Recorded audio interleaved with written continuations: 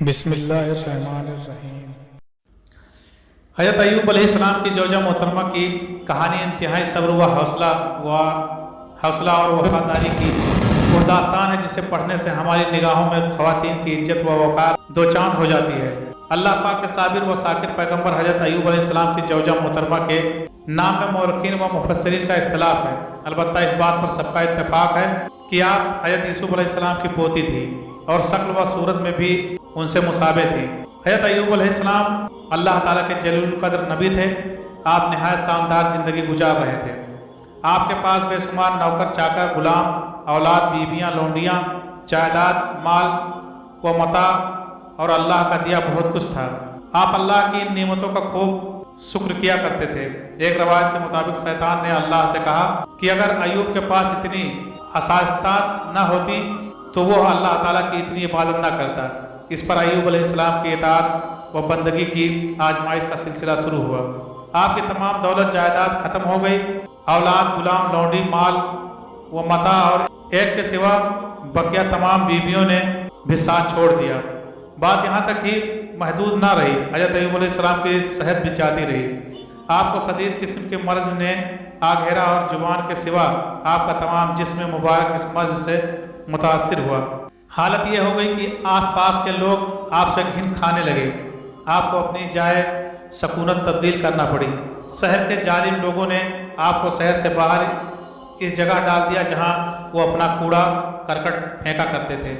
ناظرین گرامی، یہاں اس بات کی وضاحت کرنا ضروری ہے کہ چونکہ عام طور پر لوگوں مشہور ہے کہ حضرت ایوب علیہ السلام کو کوڑ کی بیماری ہو گئی تھی، چنانچہ بعض غیر معتبر کتابوں میں آپ کے کوڑ کے مرض کا ذکر ہے، مگر یاد رکھیں کہ یہ سب باتیں بالکل غلط اور من گڑت ہیں، اور ہرگز آپ یا کوئی نبی بھی کبھی کوڑ اور جزام کی بیماری میں مبتلا نہیں ہوا۔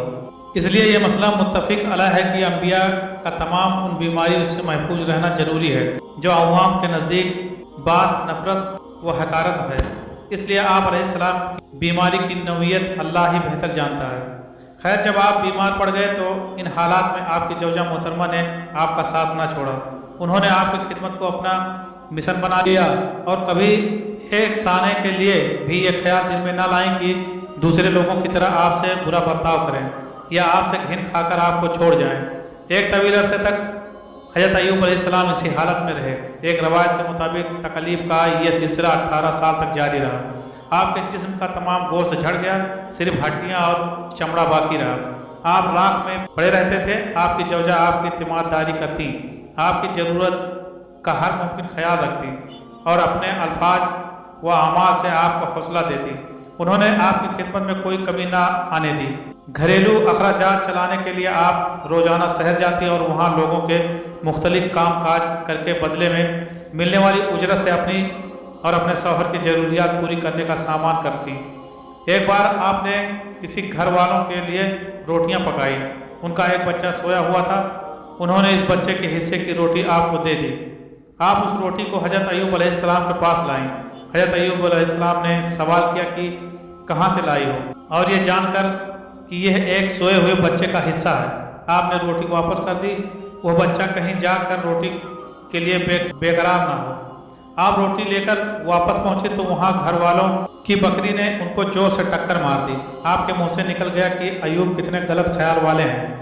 آپ نے گھر میں جا کر دیکھا تو واقعی بچہ اڑ گیا تھا اور اس نے گھر والوں کے ناک میں دم کر رکھا تھا۔ اس پر آپ نے کہا کہ اللہ ایوب پر رحم کرے، انہوں نے صحیح فرمایا تھا اور میں اچھے موقع پر پہنچی۔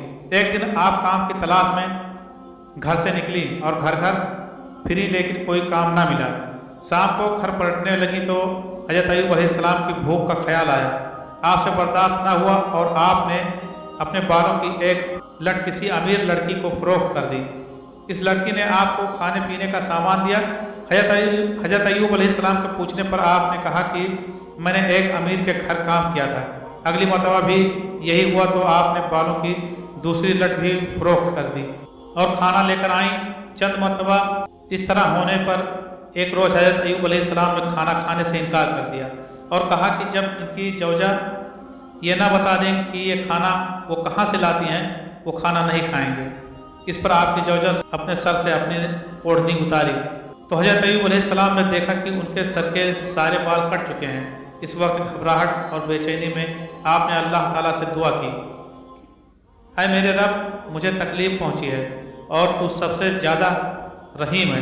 ایک روایت میں ہے کہ آپ کی زوجہ آپ کو رافع حاجت کے لیے لے جایا کرتی، کیونکہ بیماری کے سبب آپ خود رافع کرنے پر قادر نہ تھے۔ ایک بار آپ نے حاجت کے عالم میں اپنی زوجہ کو آواز دی، انہیں آنے میں دیر لگی اور حضرت ایوب علیہ السلام کی سخت تکلیف کا سامنا کرنا پڑا۔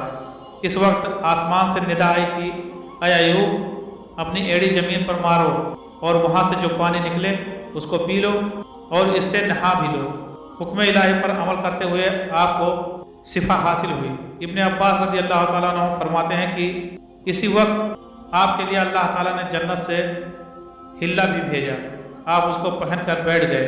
آپ کی بیگم تشریف لائیں تو آپ کو پہچان نہ سکی، انہوں نے آپ کو کوئی اور شخص خیال کیا اور پوچھا کہ اے خدا کے بندے، یہاں ایک بیمار آدمی تھے، تمہیں معلوم ہے وہ کہاں گئے ہیں؟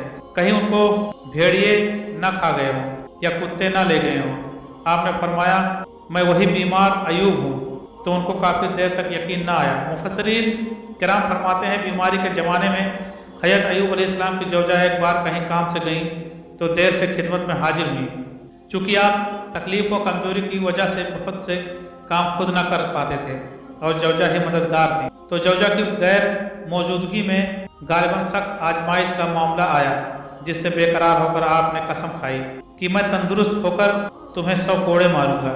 جب حضرت ایوب علیہ السلام صحت یاب ہوئے تو اللہ پاک نے حکم دیا کہ آپ انہیں جھاڑو مار دیں اور اپنی قسم نہ توڑیں، لہٰذا انہوں نے 100 تیلیوں والی ایک جھاڑو لے کر اپنی زوجہ کو ایک ہی بار مار دیا۔ اس کا ذکر قرآن کریم میں یوں ہوا، فرمایا اپنے ہاتھ میں ایک جھاڑو لے کر اس سے مار دو اور قسم نہ توڑو۔ شفا پانے کے بعد اللہ تعالیٰ نے حضرت ایوب علیہ السلام کو پہلے کا سارا رنگ و روپ بھی بخش دیا اور مال و جر، اولاد اور احباب، غرض سب حالت پہلے کی سی ہو گئی۔ مصائب کے خاتمے پر آپ کی زوجہ نے بھی سکھ کی سانس لیا اور آزمائش میں ثابت قدم رہنے کی توفیق عطا کرنے پر خداوند تعالیٰ کا شکر ادا کیا۔ آپ حضرت ایوب علیہ السلام کی حیات طیبہ میں ہی انتقال کر گئی تھی۔